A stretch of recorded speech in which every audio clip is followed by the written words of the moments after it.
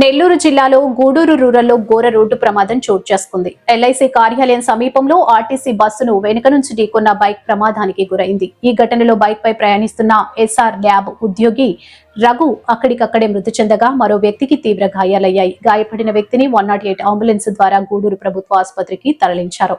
ప్రమాదంపై కేసు నమోదు చేసిన పోలీసులు దర్యాప్తు కొనసాగిస్తున్నారు.